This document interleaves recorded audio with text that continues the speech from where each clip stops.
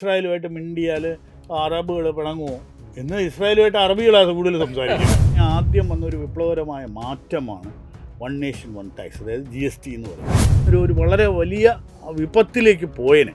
ഇതൊരു ഒരു ഒരു ഡെസ്റ്റിനി കാരണം ഒരു ഈ പറയുന്ന ഒരു നാഷണലിസ്റ്റിക് ഗവൺമെൻറ്റിൻ്റെ എമർജൻസി കൊണ്ട് ഒന്ന് എക്കണോമിക്കലി ഇത് ഭയങ്കരമായൊരു തകർന്ന വിഘടനവാദം. അതെ, പക്ഷെ അപ്പോഴാണ് ഇന്ത്യ സ്റ്റാക്ക് എന്നൊക്കെ പറയുന്ന ആ ഒരു ലെവലിൽ ഈ UPI വരുന്നത്. അപ്പോൾ ആ തലത്തിലുള്ള ഡിസ്റപ്ഷൻ, ഇന്ത്യ സ്റ്റാക്ക് എന്ന് പറയുന്ന ആ ഇതിനകത്ത് വന്നിട്ടുള്ള ഡിസ്റപ്ഷൻ എന്ന് പറയുന്നത് നമുക്ക് വിചാരിക്കാവുന്നതിനേക്കാൾ വലിയ വിപ്ലവമാണ്. നമസ്കാരം. ഈ വരുന്ന ലോക്സഭാ തെരഞ്ഞെടുപ്പിൻ്റെ പശ്ചാത്തലത്തിൽ തത്വമയി ന്യൂസ് ഇന്ന് ഒരു പുതിയ സംഭാഷണ പരമ്പരയ്ക്ക് തുടക്കം കുറിക്കുകയാണ്. മോഡിയോടെ ഒരു പതിറ്റാണ്ട്. ശ്രീ നരേന്ദ്രമോദിയുടെ നേതൃത്വത്തിലുള്ള കേന്ദ്ര സർക്കാർ, ഭാരത സർക്കാർ കഴിഞ്ഞ 10 വർഷങ്ങൾക്കിടയിൽ വിവിധ മേഖലകളിൽ കാതലായ മാറ്റങ്ങൾക്കും പുതിയ ഇനിഷ്യേറ്റീവുകൾക്കും ഒക്കെ കാരണമായിട്ടുണ്ട്. എങ്ങനെയാണ് കഴിഞ്ഞ 10 വർഷങ്ങൾക്കിടയിൽ ഭാരതം മാറിയത്? ഇതാണ് അടിസ്ഥാനപരമായ ചോദ്യം. ഇന്ന് നമ്മൾ ഈ വിഷയത്തിൽ സംസാരിക്കുന്ന മേഖല സാമ്പത്തിക മേഖലയാണ്. സാമ്പത്തിക മേഖല ഒരു പക്ഷേ ഏറ്റവും കൂടുതൽ വിവാദങ്ങളിൽപ്പെട്ട ഒരു മേഖല കൂടിയാണ്. ഒരു വശത്ത് കടുത്ത വിമർശനങ്ങൾ നരേന്ദ്രമോദി സർക്കാരിൻ്റെ നടപടികൾ നേരിടുമ്പോൾ, മറുവശത്ത് ഭാരതം സാമ്പത്തിക രംഗത്ത് ലോകത്തിലെ ഏറ്റവും വലിയ സാമ്പത്തിക ശക്തികളിലൊന്നായി കുതിക്കുന്നു എന്നുള്ള പ്രഖ്യാപനമാണ് ഉള്ളത്. അപ്പോൾ എന്താണ് ഇതിൻ്റെ യാഥാർത്ഥ്യം? എന്തൊക്കെ നേട്ടങ്ങളാണ് അല്ലെങ്കിൽ എന്തൊക്കെ പോരായ്മകളാണ് കഴിഞ്ഞ 10 വർഷത്തെ നരേന്ദ്രമോദി സർക്കാരിൻ്റെ സാമ്പത്തിക രംഗത്തുള്ള പ്രവർത്തനങ്ങളിൽ ഉള്ളത്? ഇന്ന് ഈ വിഷയത്തെക്കുറിച്ച് നമ്മളോട് സംസാരിക്കുന്നത് തത്വമയുടെ എക്കാലത്തെയും സുഹൃത്തും പ്രമുഖ ചാർട്ടേഡ് അക്കൗണ്ടൻറ്റും സാമ്പത്തിക വിദഗ്ധനുമായ ശ്രീ രഞ്ജിത്ത് കാർത്തികേയനാണ്. സ്വാഗതം സർ പരിപാടിയിലേക്ക്. നമസ്തേ. ഞാൻ പറഞ്ഞ ഇൻട്രോയിൽ തന്നെ എൻ്റെ ചോദ്യവുമുണ്ട്. കഴിഞ്ഞ 10 വർഷങ്ങൾ ശരിക്കും പറഞ്ഞു കഴിഞ്ഞാൽ ഒരു 2014 വരെ സ്ഥിതി വളരെ മോശമായിരുന്നു. നമ്മളൊരു ഫ്രജൈൽ എക്കോണമി, വളരെ ദുർബലമായ ഒരു എക്കോണമിയിൽ സാമ്പത്തിക രംഗമായിരുന്നു നമ്മളുടേതെന്നും അതിനുശേഷം നാടകീയമായ മാറ്റങ്ങൾ ഉണ്ടായി എന്ന് പറയുമ്പോൾ, മറുവശത്ത് പലരും പറയുന്നത് ശ്രീ മൻമോഹൻ സിംഗിനെ പോലെ ഒരു വലിയ സാമ്പത്തിക വിദഗ്ധനായ ഒരു പ്രധാനമന്ത്രിയിൽ നിന്നാണ് ശ്രീ നരേന്ദ്രമോദി ഭരണം ഏറ്റെടുക്കുന്നത്. അപ്പോൾ അദ്ദേഹം ഉണ്ടാക്കിയ ഒരു അടിസ്ഥാനത്തിൽ നിന്ന് ബിൽഡ് ചെയ്യുക എന്നുള്ളത് മാത്രമായിരുന്നു നരേന്ദ്രമോദി ചെയ്തത്. അങ്ങനെ അതിനപ്പുറമുള്ള ഒരു അവകാശവാദം അത്ര ശരിയല്ല എന്നൊരു അഭിപ്രായം പറയുന്നുണ്ട്. യഥാർത്ഥത്തിൽ എന്താണ് സത്യം? ഒരു ഏറ്റവും റെസ്പെക്റ്റഡ് ഒരു പൊസിഷനിലിരിക്കുന്ന, അല്ലെങ്കിൽ വർഷങ്ങൾ, ദശാബ്ദങ്ങൾ തന്നെ ഒരു ഭാരതത്തിൻ്റെ എക്കണോമിക് പോളിസി നടത്തിക്കൊണ്ടിരുന്ന ഒരാളാണ്.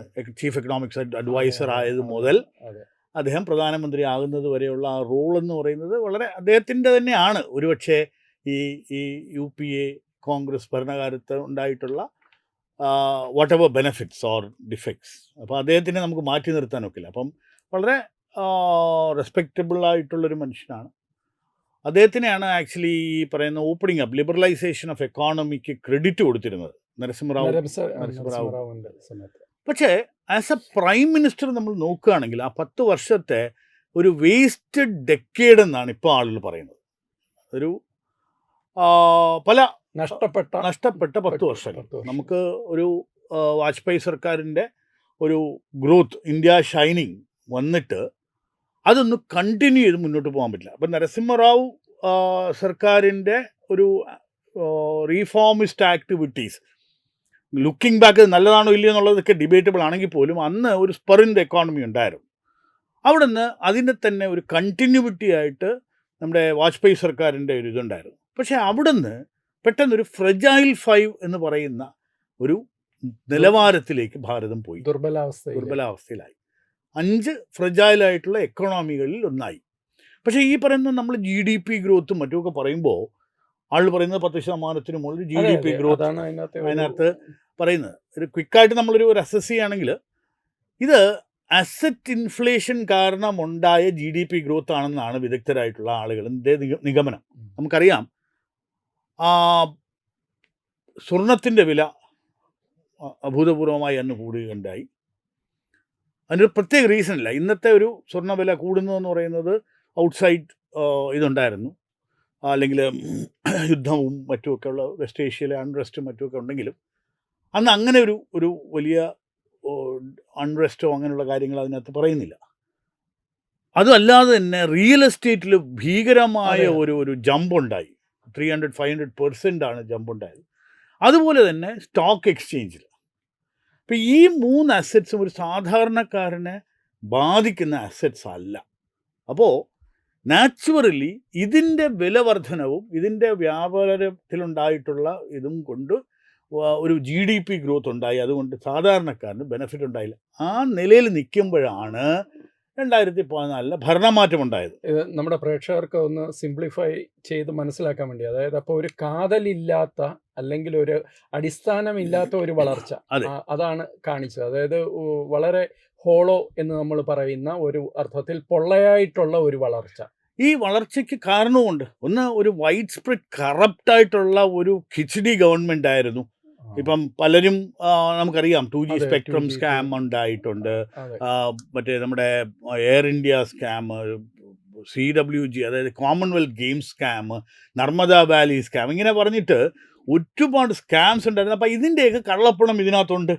2, നമ്മുടെ ഫേക്ക് ഇന്ത്യൻ കറൻസി നോട്ട് എന്ന് പറയുന്ന പാകിസ്ഥാനിൽ പ്രിന്റ് ചെയ്ത് ഇവിടെ കൊണ്ടുവരുന്ന എന്ന് പറയുന്നത് വലിയൊരു യാഥാർത്ഥ്യമാണ് എന്ന് തന്നെ നമ്മളിപ്പം വിശ്വസിക്കണം. കാരണം ഇന്ന് നമ്മുടെ മുന്നിൽ കാണുന്ന റിയൽ എസ്റ്റേറ്റിൻ്റെ വില വർധനവ് പഴയതുപോലെ ഉണ്ടോ? ഇല്ല. ഇന്ന് ട്രാൻസാക്ഷൻസ് നടക്കുന്നില്ല. കാരണം എൻ്റെ വസ്തുവിൻ്റെ വില 25 ലക്ഷം രൂപയാണെന്ന് ഞാൻ മനസ്സിൽ കുറിച്ചാൽ അത് കിട്ടാതെ ഞാൻ വിൽക്കുന്നില്ല, പക്ഷേ അതിനൊരു ബയറില്ല. അപ്പം ഇതാണ് ഇന്നത്തെ അതിൻ്റെ റീസൺ എന്ന് പറയുന്നത്. അന്ന് കള്ളപ്പണത്തിൻ്റെ ധാരാളമായിട്ടുള്ള ഒരു വ്യാപാരം.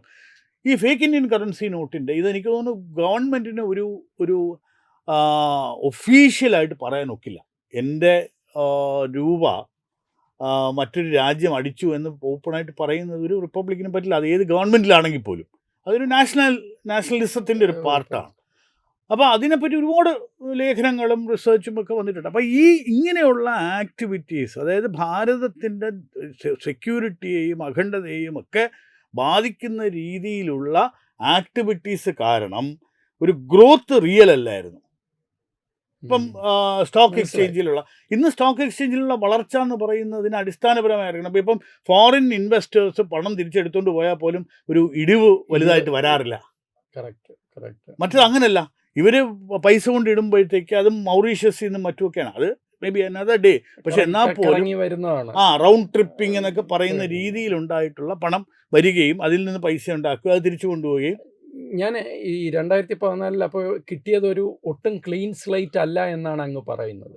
അത് തന്നെയാണ്. കാരണം അതിൻ്റെ ഒരു ഇത് നോക്കുകയാണെങ്കിൽ ആ നിഗമനം അങ്ങനെയാണ്. ഇത് ഒരു ഫ്രജൈൽ 5 എന്ന് ആക്സെപ്റ്റ് ചെയ്ത ഒരു എക്കോണമിയാണ് അദ്ദേഹത്തിന് കിട്ടിയത്.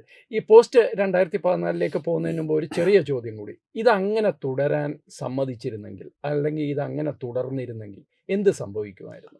2 കാര്യങ്ങൾ. കാരണം ഇത് പല വ്യാഖ്യാനങ്ങളാണ്. നമുക്കിപ്പം ഒരു അസംഷനെ പറയാനൊക്കെ ഉള്ളൂ. എന്നാൽ പോലും ആളുകൾ പറയുന്നത് ഒരു പക്ഷേ ഭാരതം ഡിവൈഡഡ് ആയിപ്പോയേനെ. ഈ കട്ടിങ് സൗത്ത് എന്ന് പറയുന്നത് പോലെയൊക്കെ അങ്ങനെ ഒരു വലിയ ഒരു സോറസ് അല്ലെങ്കിൽ ഒരു ഡീപ്പ് സ്റ്റേറ്റ് എന്നൊക്കെ അങ്ങയുടെ RP തോട്ട്സിലൊക്കെ പറയാറുള്ളത് പോലെ അതിൻ്റെ ഒരു ആക്റ്റീവ് ആയിട്ടുള്ളൊരു ഇതുണ്ടായേനെ. നമ്മൾ അന്ന് കണ്ട അരവിന്ദ് കെജ്രിവാൾ അദ്ദേഹത്തിനെ ഒരു എന്താ പറയുന്ന ഒരു ഏറ്റവും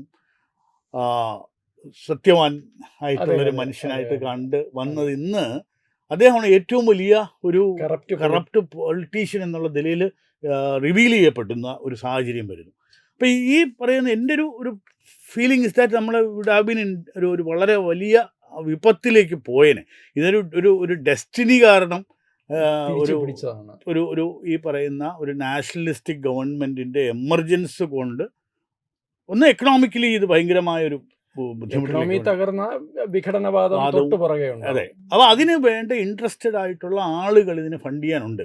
even CIA funded Ford foundation വഴി മെക്സസ് അവാർഡ് കൊടുത്ത് വളർത്തിയ ഒരാളാണ് അരവിന്ദ് കെജ്രിവാൾ എന്ന് വരെ പറയുന്നുണ്ട്. RSN സിംഗ് എന്ന് പറയുന്ന അദ്ദേഹത്തിൻ്റെ അതിനകത്ത് ഇപ്പോൾ ആളുകൾ അത് ഡിസ്കസ് ചെയ്ത് തുടങ്ങി. അപ്പോൾ നാച്ചുറലി ഇങ്ങനെ ഒരു emergency of a nationalistic government വന്നില്ലായിരുന്നെങ്കിൽ, ഇത് ഞാൻ പറയുന്നത് ഇതൊരു ജാതിയോ മതമോ ഹിന്ദുവോ ഒന്നുമല്ല, ഒരു രാഷ്ട്രം നിലനിൽക്കണം എന്ന് പറയുന്നത് അത് എല്ലാ അതിനകത്ത് നിവാസികളുടെയും ആവശ്യമാണ്. കറക്റ്റ്. അല്ലാതെ ഈ പറയുന്ന പോലെ അതിനകത്തൊരു റീജിയണലിസമോ ഒരു ഇസമോ അതിനകത്തില്ല. നമുക്കെല്ലാവർക്കും സന്തോഷവും സമാധാനമായിട്ട് ജീവിക്കണമെങ്കിൽ രാഷ്ട്രം സ്റ്റേബിൾ ആയിരിക്കണം. അപ്പോൾ ആ ഒരു ക്രിട്ടിക്കൽ അവസ്ഥയിലാണ് ഒരു പക്ഷേ നരേന്ദ്രമോദിയുടെ എമർജൻസി എന്ന് ഞാൻ വിശ്വസിക്കുന്നു. തീർച്ചയായിട്ടും.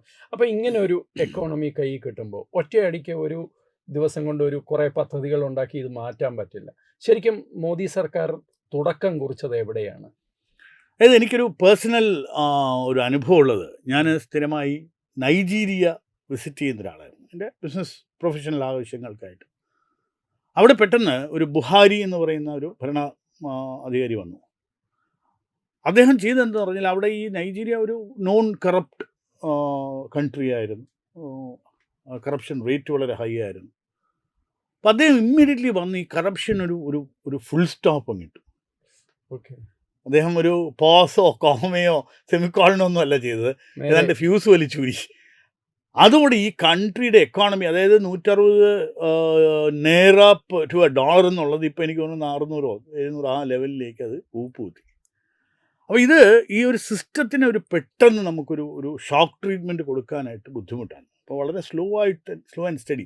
അപ്പോൾ എനിക്ക് തോന്നുന്നത് വളരെ കൃത്യമായ ഒരു ആലോചനയും ഒരു പദ്ധതിയോടെ വന്നതാണ് ഈ പറയുന്ന NDA ഗവൺമെൻറ് എന്നാണ് എനിക്ക് മനസ്സിലാകുന്നത്. പിന്നെ ആദ്യം അദ്ദേഹം ചെയ്തതെന്ന് പറഞ്ഞാൽ ഒരു ജാം ട്രിനിറ്റി എന്ന് പറയും, അത് ജൻധൻ ആധാർ മൊബൈൽ.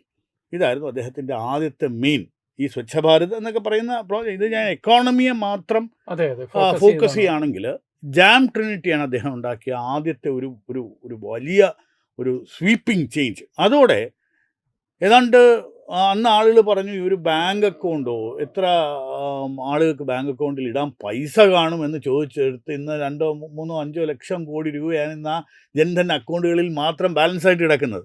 കറക്റ്റ്.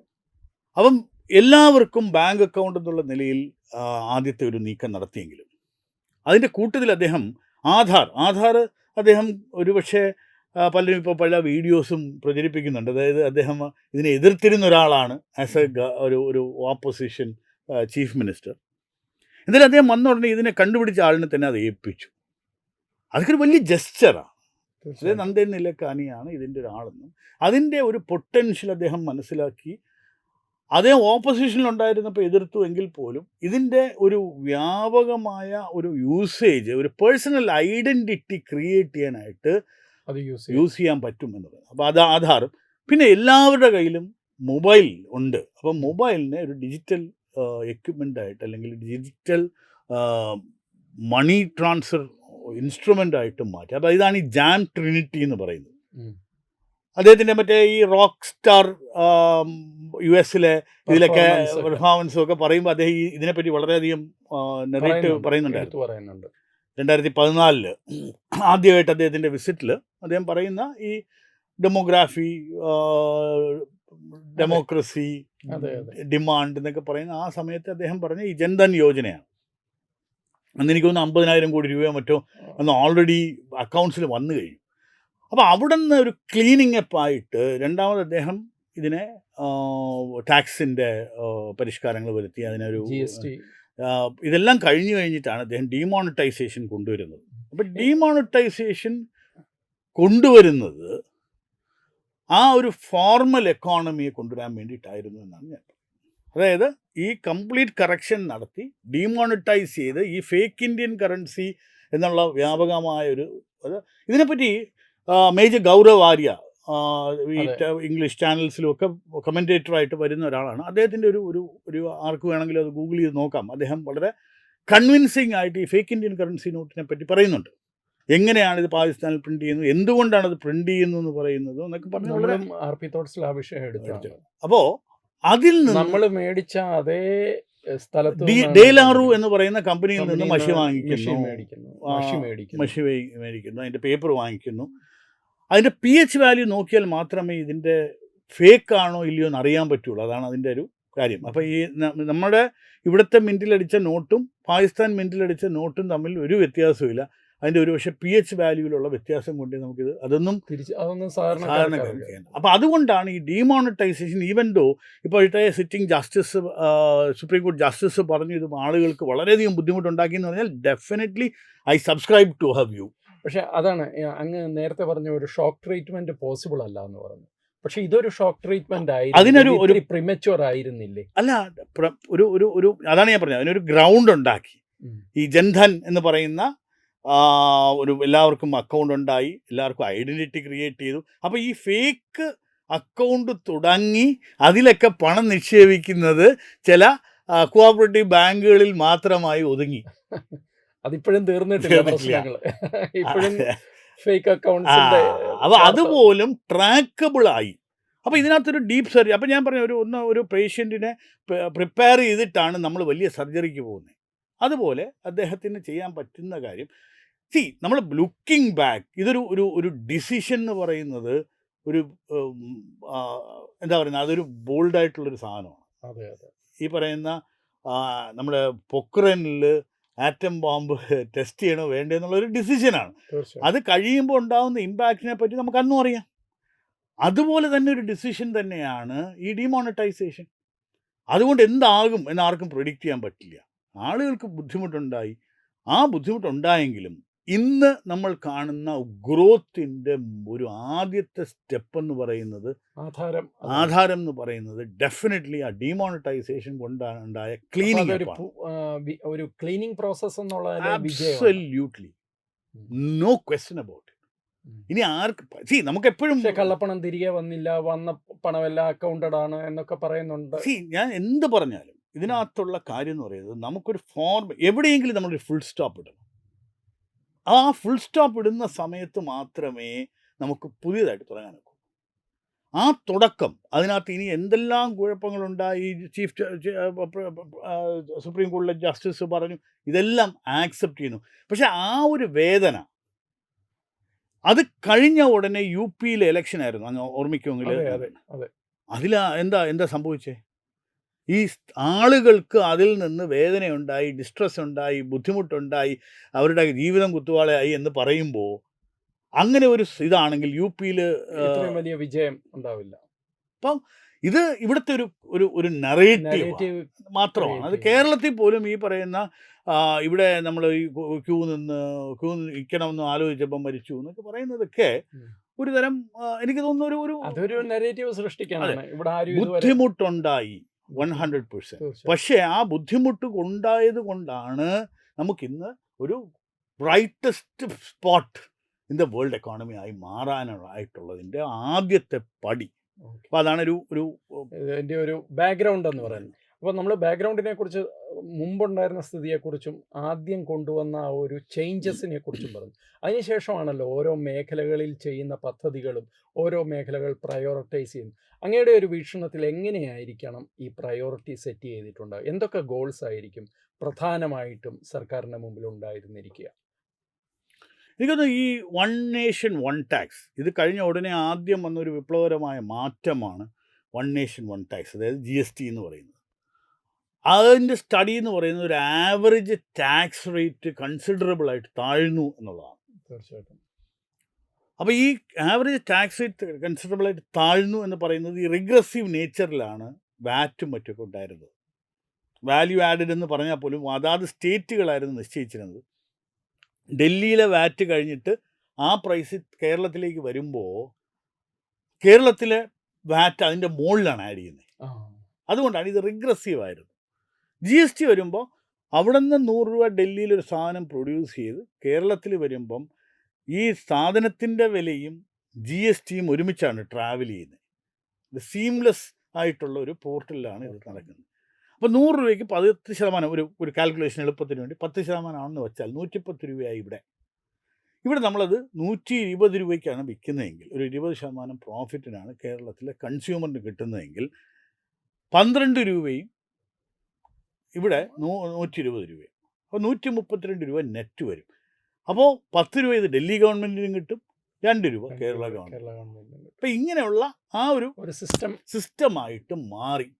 അതാണ് GSTക്ക് വന്നിട്ടുള്ള ഒരു മാറ്റം. അപ്പം നെറ്റായിട്ട് പണ്ട് 10% ടാക്സ് എങ്കിൽ 110ൻ്റെ പുറത്താണ് ഇവിടുത്തെ ടാക്സ്.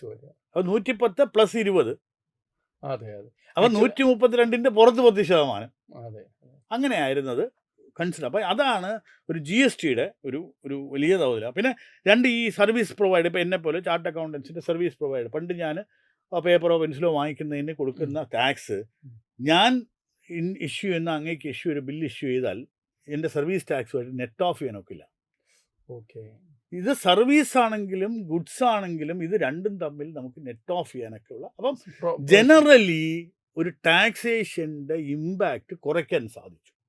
ട്രാൻസ്പെറൻസി കൊണ്ട് സുതാര്യമാവുകയും ചെയ്തു. അതൊരു ശരിക്കും പറഞ്ഞു കഴിഞ്ഞാൽ അഴിമതിയായിരുന്നല്ലോ ഇവിടുത്തെ ഒരു വലിയ ടാക്സേഷന്റെ മേജർ പ്രശ്നം. അതായത് നോൺ കംപ്ലയൻസ്, അഴിമതി എന്നൊക്കെ പറയുന്നത് ഞങ്ങൾ ടാക്സ് ഇവേഷൻ, നോൺ കംപ്ലയൻസ് എന്നൊക്കെ പറയുന്ന വലിയ ഭാരതം പോലെ ഇത്രയും വലിയൊരു രാജ്യത്ത് ഇത്രയും ചെറിയ ശതമാനം ടാക്സ് അടയ്ക്കുന്ന ഒരു അത് ഡയറക്റ്റ് ടാക്സസിൽ അങ്ങനെ ഉള്ളൂ. പക്ഷെ ഇൻഡയറക്റ്റ് ടാക്സ് എന്ന് പറഞ്ഞാൽ എല്ലാവരും കൊടുക്കുന്നതാണ്. പക്ഷെ ഈ ഇൻഡയറക്റ്റ് ടാക്സ് അങ്ങ് കൊടുത്താലും ഇത് ഗവൺമെന്റിൽ എത്തുന്നില്ല. അതിനാണ് മാറ്റം.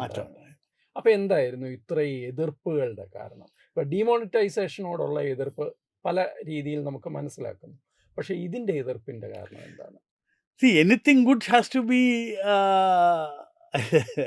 അല്ലേ, എതിർത്ത് ചെയ്യും. അതൊരു ഒരു ഓപ്പോസിഷൻ ധർമ്മമാണ് എന്നുള്ളത് കവിഞ്ഞൊന്നുമില്ല എന്നുള്ളതാണ്. എല്ലാവർക്കും അത് മനസ്സിലാവുന്ന നല്ല വശങ്ങൾ തന്നെയുണ്ട് അതിനകത്ത്. അപ്പോൾ എനിക്കതിനകത്തൊരു ഇന്ന കാരണം എന്ന് ആരെങ്കിലും ഒരു എതിർത്ത ഒരാൾ പറഞ്ഞിട്ടുള്ളതായിട്ട് ഞാൻ എൻ്റെ ശ്രദ്ധയിൽപ്പെട്ടിട്ടില്ല. ഈ ഡിമോണറ്റൈസേഷനും നമ്മുടെ ഒരു കൃത്യമായ നറേറ്റീവ് എന്ന് പറഞ്ഞാൽ നമ്മൾ എന്ത് ചർച്ചകൾക്കോ മറ്റോ പോകുമ്പോഴും ആദ്യം പറയുന്നത് ഡിമോണറ്റൈസേഷൻ കൊണ്ടും GST കൊണ്ടും തകർന്ന സാമ്പത്തിക രംഗം എന്ന് പറഞ്ഞൊരു തുടങ്ങാനുള്ള ഒരു ഇതിൽ കവിഞ്ഞ് വേറെ ഒന്നും അതിനകത്ത് ഞാൻ കണ്ടില്ല. പക്ഷെ അങ്ങനെ എന്തെങ്കിലും അങ്ങനെ തകർന്നിട്ടുണ്ടോ? തകർന്നിട്ടുണ്ടെങ്കിൽ അത് തീർച്ചയായിട്ടും അവരുടെ സിസ്റ്റമാറ്റിക് ഫെയിലിയർ ആയിരിക്കുമല്ലോ അല്ലേ? ഇത് തകർന്നതായിട്ട് ഈ പറയുന്ന പോലെ ഒരു 1 by 1 ഒരു ഇൻഡസ്ട്രി ഇത് കാരണം തകർന്നു എന്ന് പറയുന്ന ഒരു സാധനം ഇതുവരെ ആരും കൊണ്ടുവന്നിട്ടില്ല. ഇവിടെ അന്നത്തെ ഇത് കൊണ്ടുവന്നിരുന്നപ്പോൾ അരുൺ ജെയ്റ്റ്ലി ഇവിടെ വന്നിരുന്നു, അതിൻ്റെ ഹോട്ടലിയേഴ്സ് വന്നു, അദ്ദേഹം ഈ നമ്പേഴ്സ് അവരോട് പറഞ്ഞു. ഈ അങ്ങനെ ഓരോ മാനുഫാക്ചറിങ് സെക്ടറിൽ നിന്നും ആളുകൾ റെപ്രസെൻ്റ് ചെയ്തു. ഇന്നലെ ഈ കഴിഞ്ഞ ആഴ്ച നിർമ്മലാജി വന്നപ്പോൾ ഇവിടുത്തെ ബിൽഡേഴ്സ് പറയുകയുണ്ടായി, അവർക്ക് ഇതിന് ഇൻപുട്ട് ക്രെഡിറ്റും അങ്ങനെയുള്ള കാര്യങ്ങളൊക്കെ പറ്റിയുള്ള കാര്യങ്ങൾ സംസാരിക്കുകയുണ്ടായി. അപ്പോൾ അവർ പറഞ്ഞു, നിങ്ങളല്ലേ ഇത് ആവശ്യപ്പെട്ടത്, നിങ്ങൾ ആവശ്യപ്പെട്ടു, ഇതിപ്പോൾ മാറ്റണം എന്ന് പറഞ്ഞാൽ അന്ന് ഗവൺമെൻറ് ചെയ്തല്ല. അപ്പോൾ ഓരോ ഇൻഡസ്ട്രിയും സ്റ്റഡി ചെയ്ത് പറഞ്ഞ് കാര്യങ്ങൾ ഭയങ്കരമായ ഇതൊരു ഇവോൾവിങ് ഒരു സബ്ജക്റ്റാണ്. അപ്പം ടാക്സേഷനിൽ വരുമ്പോൾ ഇന്ന് എനിക്കൊന്ന് കംപ്ലയൻസ് വളരെയധികം കൂടി. അപ്പോൾ ഡിജിറ്റലായിട്ടുള്ള നേരത്തെ പറഞ്ഞ പോലെ ഈ ബാങ്ക് വന്നു, ഡിമോണിറ്റൈസേഷൻ വന്ന്, ക്ലീനപ്പായി, GST വന്നു. അപ്പോൾ ഈ കംപ്ലയൻസ് എന്ന് പറഞ്ഞാൽ ആളുകൾക്ക് പേയ്മെൻറ്റും മറ്റുമൊക്കെ ചെയ്യാൻ ഒക്കുന്നു. അപ്പോൾ അതൊരു മേജർ ഘടകമായിട്ട് ഞാൻ കാണുന്നു ഈ കഴിഞ്ഞ 10 വർഷം. ശരിക്കും ഒരു സോഷ്യൽ ചേഞ്ചും കൂടാണ് അല്ലേ സൊസൈറ്റിയിൽ ഉണ്ടായി. ഇന്ന് ഞാൻ എൻ്റെ കയ്യിൽ പേഴ്സ് ഞാൻ കൊണ്ട് നടക്കാറില്ല. പലരും അത് തന്നെ, എന്തെങ്കിലും വളരെ കുറച്ച് ആവശ്യങ്ങളേ ഉള്ളൂ. ഇപ്പം എനിക്ക് തോന്നുന്നു ഇപ്പം ഭിക്ഷ എടുക്കുന്ന ആളുകൾ പോലും Paytm ഉണ്ട്, അല്ലെങ്കിൽ സ്കാൻ ആൻഡ് പേ ഉണ്ട് എന്ന് പറയുന്ന ആ ഒരു നിലയിലെത്തി. എനിവേ അപ്പോൾ ആ UPI എന്ന് പറയുന്നതാണ് രണ്ടാമത്തെ ഏറ്റവും വലിയ ഒരു ഡിസ്റപ്ഷൻ. ഇന്ന് ഗ്ലോബലി ആളുകൾ ഈ പൈസ 1 രൂപയുടെ ചിലവില്ലാതെ പണം ട്രാൻസ്ഫർ ചെയ്യുന്നതിനെ പറ്റി ആളുകൾ മൂക്കത്ത് വിരൽ വെച്ച് നോക്കുക. ഇന്ന് സിംഗപ്പൂർ ആണെങ്കിലും UAE ആണെങ്കിലും ഫ്രാൻസിലെ ഐഫൽ ടവറിലാണെങ്കിലും ഒക്കെ UPI ഇന്ന് നമുക്കൊരു പേയ്മെൻറ്റ് മെത്തഡോളജി ആയിട്ട് യൂട്ടിലൈസ് ചെയ്യാൻ പലരും ഇതൊരു അത്ഭുതത്തോടെയാണ് കാണുന്നത്. ഇത്രയും സീംലെസ് ആയിട്ട് ഇമ്മീഡിയറ്റ് ആയിട്ട് മൊബൈൽ ഫോണിലൂടെ വളരെ ചെറിയൊരു സമയത്തിനുള്ളിൽ 1 രൂപ കോസ്റ്റ് ഇല്ലാതെ. കറക്റ്റ്. അപ്പോൾ ഇതൊരു ഹ്യൂജ് നമ്മുടെ ഡിസ്റപ്ഷനാണ്. അപ്പോൾ ഇതിനകത്തൊരു ഗുണം എന്തോ പറ്റി, ഈ പറയുന്ന ഒരു വേസൈഡ് വെണ്ടർ മുതൽ ഈ ഏറ്റവും വലിയ ഒരു ട്രേഡർ വരെയുള്ള ആളുകളെല്ലാം ഡിജിറ്റലി അക്കൗണ്ടഡായി. ഇപ്പം വഴിയിൽ നിൽക്കുന്ന ഒരു വഴിയുമാണ് ഇവൻ നടത്തുന്ന ഒരു ഏറ്റവും ചെറിയ ഇതിലാണെങ്കിൽ പോലും അവരുടെ കയ്യിൽ ഒരു സ്കാൻ ആൻഡ് പേ ഉണ്ട്, ഇവിടെ കരിക്കും നാരങ്ങ വെള്ളം വിൽക്കുന്നവർക്കുണ്ട്. അപ്പോൾ അതുകൊണ്ട് എന്ത് പറ്റി, ഇവരുടെ കയ്യിൽ പണം വരുന്ന ഈ there is A cost of cash എന്നാണ് നമ്മൾ പറയുന്നത്. There is cost of cash. Cost of cash എന്ന് പറയുന്നത് കളഞ്ഞു പോകുന്നത് ഉൾപ്പെടെ ഒരു കോസ്റ്റാണ്, അല്ലെങ്കിൽ പോക്കറ്റ് അടിച്ചു പോകുന്നത് ഒരു കോസ്റ്റാണ്. അപ്പോൾ ആ സമയത്ത് ഈ ഡിമോണിറ്റൈസേഷൻ സമയത്താണല്ലോ നമ്മൾ ഈ ഡിജിറ്റൈസേഷനെ പറ്റിയും ഒരു വലിയ ചർച്ചയുണ്ടായിരുന്നു. അന്നുണ്ടായിരുന്നൊരു മേജർ സംഭവം എന്ന് പറയുന്നത് ഈ ഡിമോണിറ്റൈസേഷൻ ഡിജിറ്റൈസേഷനും വരുന്നത് ഈ മാസ്റ്റർ കാർഡും വിസയും പോലുള്ള ഭീമന്മാരെ സഹായിക്കാനാണെന്ന് പറഞ്ഞിട്ടൊരു സാധനം ഉണ്ടായിരുന്നു. പക്ഷെ അപ്പോഴാണ് ഇന്ത്യ സ്റ്റാക്ക് എന്നൊക്കെ പറയുന്ന ആ ഒരു ലെവലിൽ ഈ UPI വരുന്നത്. അപ്പോൾ ആ തലത്തിലുള്ള ഡിസ്റപ്ഷൻ, ഇന്ത്യ സ്റ്റാക്ക് എന്ന് പറയുന്ന ആ ഇതിനകത്ത് വന്നിട്ടുള്ള ഡിസ്റപ്ഷൻ എന്ന് പറയുന്നത് നമുക്ക് വിചാരിക്കാവുന്നതിനേക്കാൾ വലിയ വിപ്ലവമാണ്. അത് തന്നെയാണ് ഈ ഒരു സെക്കൻഡ് ഇതായിട്ട് എനിക്ക് തോന്നിയിട്ടുണ്ട്. നമ്മൾ ഈ ഒരു 10 വർഷത്തെ കാര്യം സംസാരിക്കുന്നതുകൊണ്ടാണ് ഞാൻ ചോദിക്കുന്നത്. അങ്ങ് ഇപ്പം നമ്മൾ പൊതുവായിട്ടുള്ള സാമ്പത്തിക രംഗത്തെക്കുറിച്ചും നടത്തിയ മാറ്റങ്ങളെക്കുറിച്ച് പറഞ്ഞു. ശരിക്കും ഏതൊക്കെ ഒരു പ്രധാനപ്പെട്ട ഒരു 3 മേഖലകൾ എടുത്തു കഴിഞ്ഞാൽ അങ്ങ് ഏതൊക്കെയായിരിക്കും പെട്ടെന്ന് മനസ്സിൽ വരുന്നത്? ഈ സാമ്പത്തിക വിപ്ലവം നടന്ന 3 മേഖലകൾ. ഇൻഫ്രാസ്ട്രക്ചർ. ഈ ഇൻഫ്രാസ്ട്രക്ചറിന് നമ്മുടെ റോഡ്, ബ്രിഡ്ജസ്, അങ്ങനെയുള്ള കാര്യങ്ങൾ, പോർട്സ്, എയർപോർട്ട്സ്, ഇതെന്ന് പറഞ്ഞാൽ ഈ ഇൻഫ്രാസ്ട്രക്ചറിന് 2 കാര്യങ്ങളാണ്. ഒന്ന്, ഇത് ഭയങ്കര എംപ്ലോയ്മെൻറ്റ് ഹെവി ആയിട്ടുള്ളൊരു ഓർഗനൈസേഷൻ, അപ്പം എംപ്ലോയ്മെൻറ്റ് ഇതിനകത്ത് വരും. 2, ഈ ഇൻവെസ്റ്റ്മെൻറ്റ് വരുന്നത് കൊണ്ട് കണക്ടിവിറ്റി, അങ്ങനെയുള്ള കാര്യങ്ങൾ. ഇത് ഒരു റിപ്പിൾ ഇഫക്റ്റാണ്. ഈ അഗ്രികൾച്ചർ മേഖലയ്ക്കാണെങ്കിലും അവിടെ നിന്ന് സാധനം മൂവ് ചെയ്യുന്നതിനാണെങ്കിലും ഇത് ഭയങ്കരമായൊരു അതാണ് ഈ ഗതിശക്തി എന്ന് 2021 വന്നിട്ടുള്ള ഒരു വലിയ വിപ്ലവം. 2, എനിക്ക് തോന്നുന്നത് ഫാർമ സെക്ടറിൽ വന്നൊരു, എസ്പെഷ്യലി നമ്മൾ നോക്കുകയാണെങ്കിൽ നമ്മുടെ കോവിഡ് ആ പാൻഡമിക് സമയത്ത് നടന്ന ഒരു കാര്യം ആലോചിക്കുക. വളരെ സ്ട്രിക്റ്റായിട്ടുള്ള ഒരു ലോക്ക്ഡൗൺ നമ്മൾ ഇംപ്ലിമെൻ്റ് ചെയ്തു. എന്തുകൊണ്ട് ഇംപ്ലിമെൻ്റ് ചെയ്തു? എനിക്ക് തോന്നുന്നത് നമ്മുടെ ഹെൽത്ത് ഇൻഫ്രാസ്ട്രക്ചർ ഒരു റോബസ്റ്റ് അല്ലാത്തത് കൊണ്ട് തന്നെയാണ് നമ്മൾ അങ്ങനെ ഒരു ഡിസിഷൻ എടുത്ത് ചെയ്യേണ്ടി വന്നത്. ഇത് എക്കോണമിയെ ഭയങ്കരമായി ബാധിച്ചു, ഇല്ലയെന്ന് പറയുന്നില്ല. അപ്പോൾ എല്ലാത്തിനും അതിൻ്റെതായ എഫക്റ്റ് ഉണ്ട്. അപ്പം നമുക്ക് നമ്മുടെ ആളുകളുടെ ജീവിതമാണ് വലുത് എന്നുള്ള, ഏതും ചെറിയ ആളിൻ്റെ ജീവിതം വലുതെന്ന് പറഞ്ഞതുകൊണ്ട് നമ്മൾ ലോക്ക്ഡൗൺ വളരെ സ്ട്രിക്റ്റായിട്ടും ഇതുകൊണ്ടാണ് ഇതിൻ്റെ ഇനീഷ്യൽ കണ്ടെയ്ൻമെൻറ്റ് നടന്നത്. ഇല്ലെങ്കിൽ ഇത് ഭയങ്കരമായി കൈവിട്ട് പോയേനെ. അതുപോലെ തന്നെ അതിന് ഒരു സപ്പോർട്ട് സർവീസസ്, ഒരു മെക്കാനിസം നമുക്കില്ല ഈ ഹെൽത്ത് കെയർ സെക്ടറിൽ. അപ്പോൾ അതുകൊണ്ട് എന്ത് പറ്റി, വാക്സിൻ പ്രൊഡക്ഷനായി, വാക്സിൻ ഡിപ്ലോമസിയായി, മരുന്നുകളുടെ കാര്യത്തിലേക്ക് വലിയൊരു വിപ്ലവം. ജൻധൻ ഈ പറയുന്ന ജനറിക് മെഡിസിൻ്റെ ഇതായി, മരുന്നുകളുടെ വില കുറഞ്ഞു. ഫാർമ സെക്ടറിൽ, ഹെൽത്ത് കെയർ സെക്ടറിൽ ഉണ്ടാക്കിയ ഒരു വിപ്ലവം എന്ന് പറയുന്നത് വാസ്തവം പറഞ്ഞാൽ ഒരു വലിയ പോസിറ്റീവ് വിപ്ലവം തന്നെയാണ്. 3, ടൂറിസം എന്ന് പറയാൻ കാരണം എന്ന് പറയുന്നത് റൈറ്റ് ഫ്രം അവിടുത്തെ പട്ടേലിൻ്റെ പ്രതിമ. അതെ. ഇന്ന് പട്ടേലിൻ്റെ പ്രതിമ വാസ്തവം പറഞ്ഞാൽ ഈ സഞ്ചാരം പോലുള്ള ആ ഡോക്യുമെൻ്ററിയിൽ അവർ പറയുന്നത് ഇത് ലോകം അറിഞ്ഞു തുടങ്ങിയിട്ടില്ല. ഇപ്പം നമ്മൾ സ്റ്റാച്യു ഓഫ് ലിബർട്ടി പോലെ ഒന്നും ആളുകൾ പറഞ്ഞു തുടങ്ങിയിട്ടില്ല. അതിനു മുമ്പേ ഇന്ന് കിട്ടുന്ന റവന്യൂ എന്ന് പറഞ്ഞാൽ അൺബിലീവബിളി ഹൈ ആണ്. വാരണസി ആകട്ടെ, ഒരുപക്ഷെ രാമക്ഷേത്രമാകട്ടെ, രാമക്ഷേത്രത്തിൻ്റെ എല്ലാത്തിനും അതിനകത്തൊരു എക്കോണമി ഉണ്ടായിരുന്നു. പക്ഷെ നമ്മുടെ ഇവിടുത്തെ ബുദ്ധിജീവികൾ പറയുന്ന പ്രതിമയുണ്ടാക്കിയ പട്ടിണി മാറില്ല എന്നാണ്. എനിവേ, നമ്മളത് അൺഫോർച്ചുനേറ്റ് ഫോർ അസ്, ഇവിടുത്തെ നമ്മുടെ ഒരു ടൂറിസം, നമ്മൾ ഗോഡ്സ് ഓൺ കൺട്രി എന്ന് പറയുന്നത്, എനിക്ക് തോന്നുന്നു ഇന്ന് ഇവിടുത്തെ ഈ നമ്മുടെ tourism inflow is less than that of UP, less than that of Tamil Nadu, അതിൻ്റെ ഒരു ടൂറിസം സ്റ്റാറ്റിസ്റ്റിക്സ് വന്നിട്ടുണ്ട്. നമ്മൾ ഈ വെറുതെ ഒരു ബ്രാഗ് ചെയ്യുന്ന അല്ലാതെ ആക്ച്വൽ ഇൻഫ്ലോ ഓഫ് ടൂറിസ്റ്റ് നമുക്ക് വളരെ കുറവായിരുന്നു. അതിൻ്റെ നമ്പേഴ്സ് ഞാൻ പെട്ടെന്ന് എനിക്ക് ഓർമ്മ വരുന്നില്ല. പക്ഷെ എന്നാൽ പോലും അപ്പോൾ ഈ ടൂറിസം സെക്ടറിൽ എന്നൊക്കെ പറയുന്നത് വലിയ തോതിലുള്ള മാറ്റങ്ങളുണ്ടായി. അപ്പോൾ അവിടെയുള്ള ആളുകളുടെയൊക്കെ ഇപ്പം അന്യമതസ്ഥരോ അല്ലെങ്കിൽ ഇതിനെ ഒരു രാമക്ഷേത്രത്തിന് എഗെയിൻസ്റ്റായി എന്ന് വിചാരിക്കുന്നവർ പോലും പറയുന്നത് അയോധ്യയിൽ ഞങ്ങൾക്കാണ് ഇതിൻ്റെ ഏറ്റവും വലിയ ബെനിഫിഷ്യറി. അപ്പോൾ ഇവിടെ ഉള്ള ആളുകൾ വളരെ കാൽക്കുലേറ്റഡ് ആയിട്ട് ഒരു എന്താ പറയുന്നത്, നെറേറ്റീവ് ക്രിയേറ്റ് ചെയ്ത് അവർക്ക് ഇതിൻ്റെ സേഫ് ആൻഡ് സെക്യൂർ ആയിട്ടുള്ള ഭരണം വയ്ക്കുക എന്നുള്ളത് കൊണ്ട് മാത്രമാണ് മിസ്ഇൻഫർമേഷൻ കൊടുത്തിട്ടുള്ളത്. അപ്പോൾ ഈ 3 മേഖലകൾ ഞാൻ എന്നിട്ട് പറയാൻ പറഞ്ഞ 3 അല്ല 30 മേഖല ഞാൻ പറയും തീർച്ചയായിട്ടും. പക്ഷേ എനിക്ക് തോന്നിയിട്ടുള്ള ഒരു മേജർ ടൂറിസം ആൻഡ് ഫാർമ പിന്നെ ഡെഫിനറ്റ്ലി. നമ്മൾ കാർഷിക രംഗത്തും വിപ്ലവകരമായ മാറ്റം. കാർഷിക രംഗത്ത് എന്ന് പറയുന്നത് വളരെ ഇറ്റ്സ് എൻ ഓൺഗോയിങ് പ്രോസസ്സ്. ഉം. ഓൺഗോയിങ് പ്രോസസ്സ് എന്ന് പറയുന്നത് ഈ നമുക്ക് വെളിയിലുള്ള ആളുകളുടെയൊക്കെ ഇൻ്റർഫിയറൻസ് കാരണം എനിക്ക് തോന്നുന്നില്ല നമുക്ക് വേണ്ടിയിരുന്ന രീതിയിൽ. ഇപ്പം ഈ മണ്ടി സിസ്റ്റം ഇപ്പോഴും ഉണ്ട്. അപ്പോൾ ഈ ഫാർമേഴ്സിൻ്റെ ഡബിളിങ് ഓഫ് ഇൻകം എന്ന് പറയുന്നത് അച്ചീവ് ചെയ്യാൻ ഒരു പക്ഷെ പറ്റിയിട്ടില്ലെങ്കിൽ അതിന് ഡെഫിനറ്റായിട്ടും ഒരു ഒരു ഈ പറയുന്ന ഫോഴ്സസ് എഗൻസ്റ്റ് ആയിട്ട് ആക്ട് ചെയ്തു. കാരണം എന്താ പറഞ്ഞാൽ തൗസൻഡ്സ് ഓഫ് ക്രോർസ് ആണ് ഈ പഞ്ചാബിലും മറ്റുമൊക്കെ ഈ മണ്ടി സിസ്റ്റത്തിൽ നിന്ന് ഈ ട്രേഡേഴ്സ് ഉണ്ടാക്കിയെടുക്കുന്നത്, ഇടനിലക്കാരുണ്ടാക്കുന്നത്. അപ്പോൾ അങ്ങനെ വരുമ്പോൾ നാച്ചുറലി ഇവർക്ക് ഈ പറയുന്ന സിസ്റ്റത്തിനെ ഇത് ചെയ്യാൻ പറ്റില്ല. തീർച്ചയായിട്ടും. പെട്ടെന്ന് എങ്ങനെയാണ് ഒരിടത്ത് മാത്രമുള്ള ഒരു പൊളിറ്റിക്കൽ പാർട്ടി, ഡൽഹിയിൽ മാത്രമുള്ള ഒരു പൊളിറ്റിക്കൽ പാർട്ടി പെട്ടെന്ന് പഞ്ചാബിൽ ഒരു അധികാരത്തിൽ വരിക? അത് വലിയൊരു മാജിക്. അപ്പം അതിനൊക്കെ അതിനകത്ത് ഈ കർഷകർക്ക് മാസം തന്നെ ഒരുപാട് ലെവലിൽ നമുക്ക് മുന്നോട്ട് പോകാൻ ഒക്കുന്നതിനെ സ്റ്റൈഫിൾ ചെയ്തു. ഇന്ന് ഞാൻ പ്രധാനമന്ത്രിയുടെ ഒരു പ്രസംഗം കേൾക്കുമായിരുന്നു. അദ്ദേഹം പറഞ്ഞത് ഒരു യൂറിയയ്ക്ക് 3000 രൂപ ആവറേജ് പ്രൈസ് ഉള്ളിടത്ത് നമ്മളിത് കർഷകർക്ക് സപ്ലൈ ചെയ്യുന്നത് 300 രൂപയ്ക്കാണ്. ഞാൻ I may be right or wrong, ഒരു ഓവർ ഹിയർ ചെയ്തതാണ്.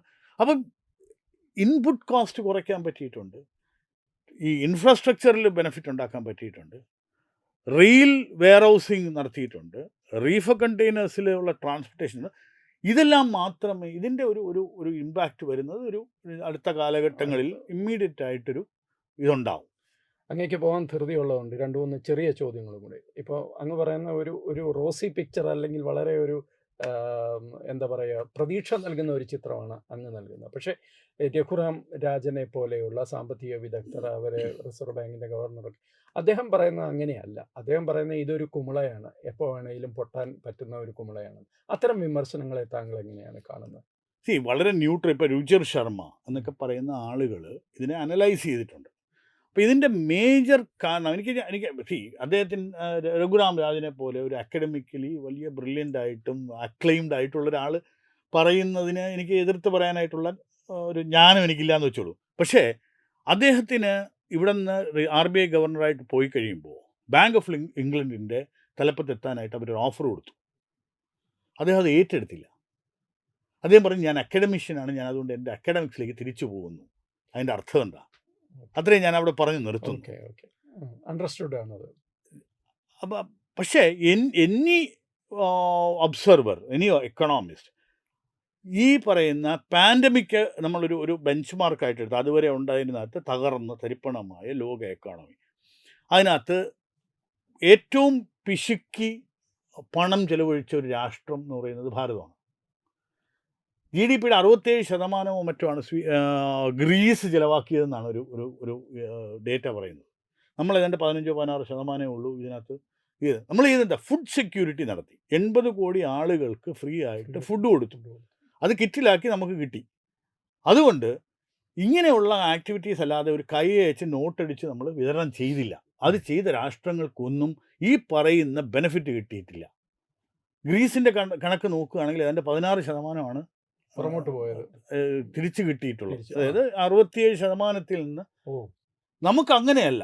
നമ്മുടെ ഒരു വളരെ ചെറിയ തോതിലുള്ള കാര്യം ഒന്ന് നഡ്ജ് ചെയ്ത് വളരെ നമ്മുടെ ഒരു ബേസിക് നേച്ചർ അതാണല്ലോ, ഒരു കെയർഫുള്ളായിട്ട് കോഷ്യസ് ആയിട്ട് പോകുന്ന ഒരു എക്കോണമി. അതിനുശേഷമുള്ള ഒരു 7% മുകളിലുള്ള ഗ്രോത്ത് ലോകത്തെ എല്ലാ ഏജൻസീസും, ഞാൻ ഈ ഹങ്കർ ഇൻഡെക്സും ഹാപ്പിനെസ് ഇൻഡെക്സും നോക്കുന്നവർക്ക് അതുപോലെ അതല്ല ഞാൻ പറയുന്നത്. പക്ഷേ ജനറലി ഇവിടെ ഇൻവെസ്റ്റ്മെൻറ്റ് വരുന്നുണ്ട്. ആത്മനിർഭർ ഭാരത് എന്ന് പറയുന്ന പുതിയ, അതായത് ഒരു ഷിഫ്റ്റ് വന്നിരുന്നു. മോദി 1.0, മോദി 2.0 എന്ന് പറഞ്ഞ് നമ്മളൊന്ന് കമ്പയർ ചെയ്യുകയാണെങ്കിൽ ഒരു ഫോറിൻ ഡയറക്റ്റ് ഇൻവെസ്റ്റ്മെൻറ്റും ഫോറിൻ ടെക്നോളജി, ഫോറിനൊക്കെ പറയുന്ന ഒരു ലെവലിൽ നിന്ന് അദ്ദേഹത്തിനൊരു ഷിഫ്റ്റ് ഉണ്ടായി. ആത്മനിർഭർ ഭാരത് എന്ന് പറയുന്ന ഒരു ഷിഫ്റ്റ് ഉണ്ടായി. ആ ഷിഫ്റ്റ് അദ്ദേഹം മനസ്സിലാക്കി ഇവിടെ എംപ്ലോയ്മെൻറ്റിനും പറ്റും. കാരണം നമ്മളൊക്കെ ക്രിട്ടിസൈസ് ചെയ്തിരുന്നതാണ് അദ്ദേഹത്തിൻ്റെ ഒരു ആക്ടിവിറ്റി. അതായത് ഈ പറയുന്ന ഗ്രോത്ത് ഉണ്ടെങ്കിലും ജോബ്ലെസ് ഗ്രോത്ത് ആണോ എന്നൊക്കെ പറയുന്ന, ഇപ്പോൾ NSSOയുടെയൊക്കെ കഴിഞ്ഞ പ്രാവശ്യത്തെ ഇതിനകത്ത് ജോബ്ലെസ് ഗ്രോത്ത് ആണ്. അപ്പോൾ അതിന് ഈ SMEയും MSME സെക്ടറിൽ വലിയ വലിയ റിഫോംസ് ഉണ്ടെങ്കിൽ മാത്രമേ ലോക്കലി നമുക്ക് ജോബ് കൊടുക്കാൻ ഒക്കുള്ളൂ എന്നുള്ളത് ഈ പ്രാവശ്യത്തെ ഇതിനകത്ത് വലിയ ഫോക്കസ് ഉണ്ടായി. അതിൻ്റെ ബെനിഫിറ്റ്സ് ഇപ്പോൾ കണ്ടും തുടങ്ങി. അതാണ് എനിക്ക് തോന്നുന്ന ആ ഒരു ബേസ്. അപ്പോൾ ഇത് നമ്മൾ രഘുറാം രാജൻ പറയുന്നത് വിശ്വസിക്കണം. അദ്ദേഹം ഫ്ലിപ്പ് ഫ്ലോപ്സ് ഉണ്ടായിട്ടുണ്ട്. അദ്ദേഹത്തിൻ്റെ പൊളിറ്റിക്കൽ അലീജിയൻസ് അദ്ദേഹം കാണിച്ചിട്ടുണ്ട്. തീർച്ചയായിട്ടും. അപ്പം പൊളിറ്റിക്കലി മോട്ടിവേറ്റഡ് ആയിട്ടുള്ള നമ്മളെല്ലാവരും പൊളിറ്റിക്കലി അക്കാഡമിക്കലി മാത്രം ചിലപ്പോൾ അല്ലേ ഇത് ചെയ്യുന്നതിൻ്റെ ഒരു പ്രശ്നമുണ്ട്. ഒരു ചെറിയ ചോദ്യം കൂടി, ഈ പറയുന്ന എക്കണോമിക് ഇതെല്ലാം നടക്കുമ്പോൾ സംസ്ഥാനങ്ങളുടെ അധികാരങ്ങൾ വെട്ടിക്കുറയ്ക്കുന്നു, അത് കേന്ദ്രം ഇത്തരം എല്ലാ മേഖലകളിലും ആധിപത്യം സ്ഥാപിക്കാൻ ശ്രമിക്കുന്നു, ഫെഡറലിസത്തിൻ്റെ തത്വത്തിനെതിരായിട്ട് തന്നെ നീങ്ങുന്നു എന്ന് പറയുന്നുണ്ട്. അതിലും സാമ്പത്തിക രംഗം വരുന്നതുകൊണ്ടാണ് അങ്ങയോട് ആ ചോദ്യം ചോദിക്കുന്നത്. ഫോബ്സിൻ്റെ ഒരു റിപ്പോർട്ടുണ്ടായിരുന്നു, ഒരു 10 പോയിന്റ്സ്. അതിനകത്ത് പറയുന്നത് ഈ പറയുന്ന ഫെഡറലിസത്തിന് വലിയൊരു ബൂസ്റ്റ് ഉണ്ടായി എന്നാണ് അവരുടെ ഒരു കണ്ടുപിടുത്തം. ഇപ്പം ഞാൻ പറയുന്നതല്ല, ഫോബ്സിൻ്റെ ആ ഇഷ്യൂ ഏതാണെന്നുള്ളതിൻ്റെ റെഫറൻസ് എനിക്കിപ്പോൾ പെട്ടെന്ന് ഓർമ്മ വരുന്നില്ല. പക്ഷേ അവരുടെ ഒരു കാര്യം, there has been A competition between the States. Okay. അപ്പോൾ ഈ ഇൻവെസ്റ്റ്മെൻറ്റ് എവിടെ വരണം എന്ന് ചോദിക്കുമ്പോൾ കേരളത്തിൽ വരണമെങ്കിൽ കേരളത്തിന് അതിനുള്ള എന്താണ് കൊടുക്കുന്നത്. ഫോർ എക്സാമ്പിൾ, ഇവിടെ നിന്ന് കിറ്റെക്സ് എന്ന് പറയുന്ന ഒരു വ്യവസായ സ്ഥാപനം മാറുമ്പോൾ അദ്ദേഹത്തിന് ചെയ്യാൻ എത്ര സ്റ്റേറ്റ്സ് ഉണ്ടായിരുന്നു എന്ന് മാത്രം ആലോചിച്ചാൽ മതി. തീർച്ചയായിട്ടും. അപ്പോൾ അതിന് ഒരു തെലുങ്കാന എന്ന് പറയുന്ന സ്റ്റേറ്റ് ഫ്ലൈറ്റ് അയച്ചു കൊടുക്കുന്നു, അദ്ദേഹത്തിനെ വിളിച്ചുകൊണ്ട് പോകുന്നു, അദ്ദേഹത്തിന് ഒരുപാട് ടാക്സ് കൺസെഷൻസ് കൊടുക്കുന്നു, ഫ്രീ ഇലക്ട്രിസിറ്റി കൊടുക്കുന്നു, അവിടെ ജോബ് ക്രിയേഷന് വേണ്ടി. അപ്പോൾ ഇങ്ങനെ ഒരു സിസ്റ്റം ആക്കി. അപ്പോൾ പണ്ടത്തെ ബഡ്ജറ്റ് പോലെ പ്ലാനിംഗ് ബോർഡ് എന്ന് പറയുന്ന സാധനം മാറ്റി നീതി ആയോഗ്, അപ്പോൾ ഒരു പോളിസി മേക്കിംഗ് ബോഡിയിലോട്ട് മാറി ഒരു ഓവറോൾ രീതിയിൽ. അല്ലാതെ ഇത് കേരളത്തിന് ഇന്ന പ്രോജക്റ്റ് ഇങ്ങനെ അല്ല ഇന്നത്തെ റേറ്റ്. അപ്പോൾ ഒരു ഹെൽത്തി കോമ്പറ്റീഷൻ വരുമ്പോൾ നാച്ചുറലി പെർഫോമൻസ് കൂടും.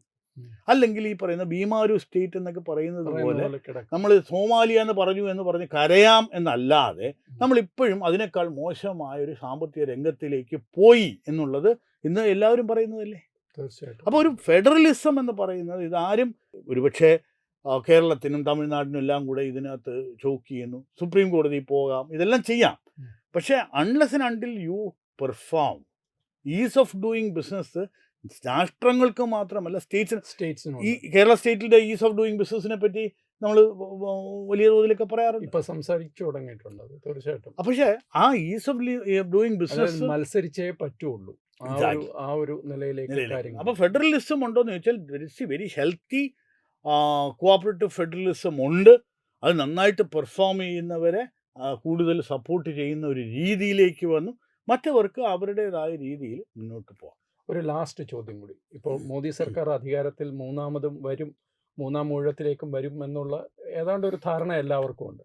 അതിൻ്റെ അടിസ്ഥാനത്തിൽ അങ്ങയുടെ ഒരു അഭിപ്രായത്തിൽ പുതിയ സർക്കാർ അധികാരത്തിൽ വന്നാൽ സാമ്പത്തിക രംഗത്ത് അവർ ചെയ്യാൻ ഉദ്ദേശിക്കുന്ന പ്രധാനപ്പെട്ട 1-2 കാര്യങ്ങൾ അല്ലെങ്കിൽ പ്രയോറിറ്റി കൊടുക്കാൻ സാധ്യതയുള്ളത് എന്തൊക്കെയായിരിക്കും? എനിക്ക് തോന്നുന്നത് ഒരു കണ്ടിന്യൂറ്റി, ഒരു വലിയ ഡിസ്റപ്ഷൻ ഞാൻ പ്രതീക്ഷിക്കുന്നില്ല. ഇപ്പം നിങ്ങൾ അവരുടെ ഒരു പെർഫോമൻസ് ലാസ്റ്റ് 10 years നോക്കിയാലും അങ്ങനെ വലിയ ചേഞ്ചസോ ടാക്സേഷൻ ചേഞ്ചസോ, ഇപ്പം സർക്കാർ ഉദ്യോഗസ്ഥർ കൂടുതലുള്ള ന്യൂസ് പേപ്പറിൻ്റെ അകത്തൊക്കെ ഒരു ടാക്സിൻ്റെ റേറ്റ് കൂട്ടും, അല്ലെങ്കിൽ അതിൻ്റെ എക്സംഷൻ ലിമിറ്റ് കൂട്ടും എന്നൊക്കെ പറയുന്നത്, അത് ഇമ്പാക്റ്റ് ചെയ്യുന്ന വളരെ കുറച്ച് പേര് മാത്രമേ ഉള്ളൂ. അപ്പം ഒരു സമഗ്രമായ മാറ്റം ഞാനിത് ചെയ്യുന്നില്ല. പക്ഷേ പോളിസി ഇനിഷ്യേറ്റീവ്സ് ഡെഫിനറ്റ്ലി ഈ പറയുന്നത് പോലെ പ്രൊഡക്ഷൻ, നമ്മുടെ ലോക്കൽ പ്രൊഡക്ഷൻ, ഡിഫൻസിൻ്റെ രീതിയിലുള്ള, ഇപ്പോൾ തന്നെ നമ്മൾ Hindustan aeronauticals defence equipment supply, നമ്മുടെ ഡിഫൻസ് സപ്ലൈ ഭയങ്കരമായിട്ട് കൂടി. അപ്പോൾ ഇങ്ങനെയുള്ള പിന്നെ നമ്മുടെ ഒരു ഡിപ്ലോമാറ്റിക് ഒരു എനർജി, അല്ലെങ്കിൽ അത് നമ്മുടെ ആളുകൾ ഇങ്ങോട്ട്, ഇപ്പം നമുക്ക് അത് ശരിക്കും ഇൻവെസ്റ്റ്മെന്റിനെയും സഹായിക്കും. കറക്റ്റ്. അപ്പോൾ ഇപ്പം റഷ്യൻ ഓയിൽ വാങ്ങിക്കാനായിട്ട് ആരോടും നമ്മൾ ചോദിക്കാറില്ല, ഇല്ലേ? അപ്പം നമുക്ക് ചീപ്പായിട്ട് കിട്ടുന്നു, എൻ്റെ രാഷ്ട്രമാണ് എനിക്ക് വലുത് എന്ന് ചങ്കുറപ്പോടെ പറയാനായിട്ട് നമുക്കായിരുന്നില്ല സ്ഥിതി. ഞാനിത് ചെയ്താൽ അപ്പം ഞാൻ ഇസ്രായേലുമായിട്ട് മിണ്ടിയാൽ അറബുകൾ പിണങ്ങുമോ എന്ന് ഇസ്രായേലുമായിട്ട് അറബികളാണ് കൂടുതൽ സംസാരിക്കുന്നത്. അപ്പോൾ അങ്ങനെയുള്ളൊരു ചേഞ്ച് വന്നിട്ടുണ്ട്. അത് കണ്ടിന്യൂ ചെയ്യും. എനിക്ക് തോന്നുന്നത് ഈ പറയുന്ന there is A focus, A target. ഈ $10 trillion എക്കോണമി, 20 trillion എക്കോണമി എന്ന് പറയുന്നത് കഴിഞ്ഞ പ്രാവശ്യത്തെ എനിക്ക് നമുക്ക് ഒരു ക്വിക്കായിട്ട് നിർത്താൻ പറ്റുന്നത് അദ്ദേഹത്തിൻ്റെ ഒരു കോട്ട് പറഞ്ഞ്, അദ്ദേഹത്തിൻ്റെ 2024 ഇലക്ഷൻസിനെ പറ്റി ചോദിച്ചപ്പോൾ അദ്ദേഹം പറഞ്ഞു, ഞാൻ 2024 ഇലക്ഷൻ അല്ല 2047 വെച്ചിട്ടാണ് പ്ലാൻ ചെയ്യുന്നത് എന്ന് പറഞ്ഞൊരു നെറേറ്റീവ് ആണ്. അത് തന്നെയാണ് ഒരു ആത്മവിശ്വാസത്തിന്റെ ആ ഒരു ഡെഫിനറ്റായിട്ടും ഒരു ഇതുണ്ട്. തീർച്ചയായിട്ടും അത് നമുക്ക് നല്ലതാണ്.